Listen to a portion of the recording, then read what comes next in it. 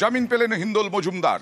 স্পেনে বসে যাদবপুর বিশ্ববিদ্যালয়ে হামলার চক্রান্তের অভিযোগ তার বিরুদ্ধে ব্রাত্য বসুর গাড়ির ওপর, শিক্ষামন্ত্রীর ওপর। সেই অভিযোগে তাকে গ্রেফতার করা হয় স্পেন থেকে এখানে আসা মাত্রই, এবং তারপরে আজকে তিনি জামিন পেলেন। স্পেন থেকে দিল্লিতে ফিরতেই ধৃত গবেষক। শুক্রবার হিন্দোলের শুনানিতে আফতাব আনসারি প্রসঙ্গ, পুলিশ হেফাজত শেষে আজ আলিপুর আদালতে জামিন। আবার গবেষণা করতে চাই।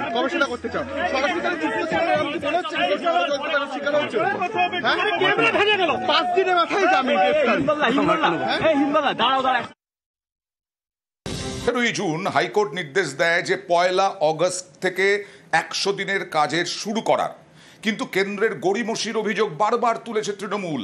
আর আজকে কেন্দ্র সুপ্রিম কোর্টে হাইকোর্টের নির্দেশকে চ্যালেঞ্জ করে মামলা করলো। এটাকেই জনবিরোধী সরকার বলছেন অভিষেক বন্দ্যোপাধ্যায়। পাল্টা আক্রমণ শুভেন্দু অধিকারীর। কলকাতা হাইকোর্টের যে রায় ছিল সেখানে স্পষ্টত বলা ছিল যে 1 আগস্ট থেকে 100 দিনের কাজের টাকা শুরু করতে হবে এবং কাজ শুরু করতে হবে। শুধু তাই নয়, আমাদের দীর্ঘদিনের দাবি, গত 3-4 বছর ধরে যেভাবে 100 দিনে বাংলাকে বঞ্চিত করে রাখা হয়েছে, আমাদের সেই দাবি পূরণ করে তারপর 100 দিনের কাজ চালাতে হবে। মানে আমাদের আগেকার যে বকেয়া পাওনা সেটা তো আগে মেটাতে হবে, সেটা না মিটিয়ে ডাইরেক্ট চলে গেল সুপ্রিম কোর্টে, যাতে বাংলার মানুষকে আরও কিছুদিন 100 দিনের কাজ থেকে বঞ্চিত রাখা যেতে পারে। এই কারণেই আমরা বিজেপি সরকারকে জনবিরোধী, বাংলা বিরোধী, গরিব বিরোধী এবং সংবিধান বিরোধী বলে বারবার মানুষের কাছে তাদেরকে তুলে ধরেছি। ফেক জব কার্ড আর অরিজিনাল জব কার্ডের মধ্যে সেগ্রিগেশন যতক্ষণ না হচ্ছে, কেন করবে? যে টাকা তুলে নিয়ে পালিয়েছে 1 কোটির বেশি ফেক জব কার্ডে, বাংলাদেশে টাকা চলে গেছে। বাঙ্গালোরে, হায়দ্রাবাদে পরিযায়ী শ্রমিকের অ্যাকাউন্টে গেছে 100 দিনের জব কার্ডের টাকা। 7,000 কোটি টাকা সাইফন হয়েছে। নরেন্দ্র মোদীজি 14 থেকে 22 পর্যন্ত দিয়েছেন 54,000 কোটি টাকা। এই টাকা যতক্ষণ না ফেরত আসছে, হাইকোর্টের অর্ডারে পরিষ্কার বলা আছে যে টাকা ফেরত করাতে হবে, অরিজিনাল আর ফেক জব কার্ডকে আলাদা করতে হবে। এই প্রসেস কমপ্লিট যেদিন হবে, পরের দিন থেকে কাজ চালু হবে। ঘাটাল মাস্টার প্ল্যান নিয়ে এই মুহূর্তে জনস্বার্থ মামলা, আর সেই জনস্বার্থ মামলায় কেন্দ্রের উদাসীনতার অভিযোগ করে রিপোর্ট দিল রাজ্য। কথা বলবো প্রতিনিধি অর্ণবের সঙ্গে। অর্ণব, রিপোর্টে কি আছে, কেন জনস্বার্থ মামলা? একগুচ্ছ জনস্বার্থ মামলা হয়েছিল মাস্টার প্ল্যান বাস্তবায়ন করা নিয়ে, মানুষের দুর্দশার কথা ছেড়ে যেতে লক্ষ্য করেছে সেই উদ্দেশ্য নিয়ে। সেই মামলায় রাজ্য সরকারের কাছে রিপোর্ট চায় কলকাতা হাইকোর্ট। রাজ্য রিপোর্ট দিয়ে সরাসরি কেন্দ্রের উদাসীনতার বিষয়টিকে সামনে এনেছে।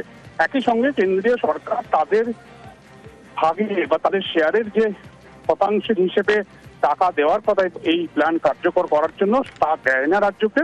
এটাও রাজ্য নালিশ করে রিপোর্টে জানিয়েছে। পাশাপাশি রাজ্য এটাও জানিয়েছে, কেন্দ্র টাকা দিয়ে পর্যাপ্ত সাহায্য না করলেও রাজ্য তার যে নিজের সীমিত ক্ষমতা, সেই ক্ষমতার মাধ্যমেই তারা এই প্রকল্পকে বাস্তবায়ন করার চেষ্টা করছে, এবং তাতে কোন কোন পদক্ষেপ তারা করেছে সেটাও আদালতে তারা জানিয়েছে। এবং এক্ষেত্রে কেন্দ্রীয় সরকারের বিরুদ্ধে রাজ্যের এই রিপোর্ট এবং রাজ্যের এই নালিশ দেখে বিচারপতি সুজয় পালের ডিভিশন বেঞ্চ কেন্দ্রীয় সরকারকে এই মামলায় অন্তর্ভুক্ত করার নির্দেশ জারি করেছে। এবং আগামী 2 সপ্তাহ পরে এই মামলা শুনানি হবে। সেক্ষেত্রে কেন্দ্রের বক্তব্য এই মামলায় গুরুত্বপূর্ণ হতে পারে, রাজ্য যেভাবে রিপোর্ট দিয়েছে। এবং 2 সপ্তাহের মধ্যে মামলা করলে যদি মনে করে এই মামলা নিয়ে আরো কিছু বক্তব্য বা রিপোর্ট তাদের প্রয়োজন হয়, কিছু জানানোর প্রয়োজন হয়, সে বিষয়ে তারা জানাতে পারবে আদালতে, এমনটা জানিয়েছে ডিভিশন বেঞ্চ। বেশ।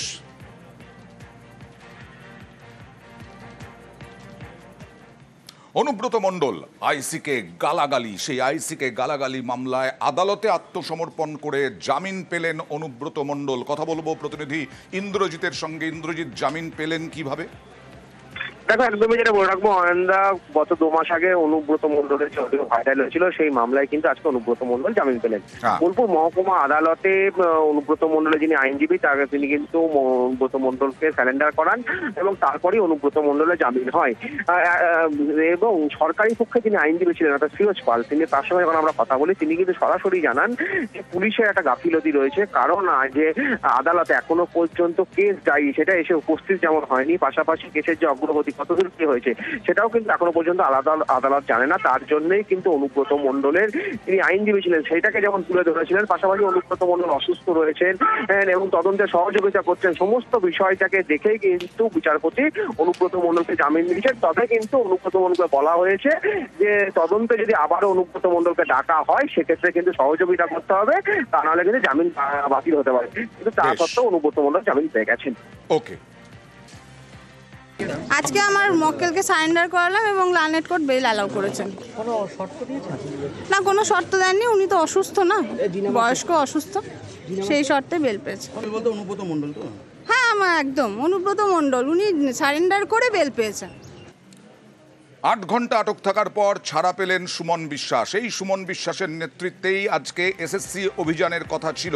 এসএসসি অভিযানের অনেক আগেই সুমন বিশ্বাসকে আটক করা হয়। সুমন বিশ্বাসকে আদি সপ্তগ্রাম স্টেশন থেকে আটক করা হয় এবং এছাড়াও রেজাউল শেখকেও গ্রেফতার করা হয়। চাকরিহারাদের একাংশের এসএসসি অভিযানে অশান্তির আশঙ্কা পুলিশের। জামিন পেলেন সেই রেজাউল শেখ আমিন। গতকালই অডিও ক্লিপ প্রকাশ বিধাননগর কমিশনারেটের। অডিও ক্লিপে এসএসসি অভিযানে অশান্তির ছক, এসএসসির পরীক্ষা কেন্দ্রেও সকেট বোমা মারার ছক, দুজনকে চিহ্নিত করে পুলিশ। গ্রেফতার করা হয় মুর্শিদাবাদের জলঙ্গি বাসিন্দা রেজাউল শেখকে। পরে 4,000 টাকার ব্যক্তিগত বন্ডে বিধাননগর মহকুমা আদালতে জামিন। একটা ঘরে সারা দিন আমাকে বসিয়ে রাখা হয়। কে আমাকে তুলে নিল, কারা তুলে নিল কোনো জানা নাই, কোনো জিজ্ঞাসাবাদ করেনি, একটা শব্দ পর্যন্ত করেনি। আন্দোলনে ভয় পেয়ে আমার বন্ধু যোগ্য শিক্ষক সুবল হত্যার বিচার চেয়েছি, তার পরিবারকে 10 কোটি টাকার ক্ষতিপূরণ চেয়েছি। সে কারণে আমাকে আজকের এই সারাদিনের যে চক্রান্ত দেখলেন, লজ্জা জানানোর আমার ভাষা নেই। আমরা ওনার বেলের অপোজ এই জন্য করিনি কারণ কথা বলার পরে আমাদের এটা মনে হয়নি যে ওনাকে কাস্টাডিতে রেখে ইনভেস্টিগেশনে বিশেষ কোনো লাভ হবে। গ্রেফতারি বিভিন্ন কারণে করা হয়, সেটার অত ডিটেলসে এখন এই মুহূর্তে বলাটা ঠিক হয়। রেজাউলকে তারা কথোপকথনের জন্য আপনারা গ্রেফতার করলেন, অপর প্রান্তে কে ছিল সেটা আমরা জানি।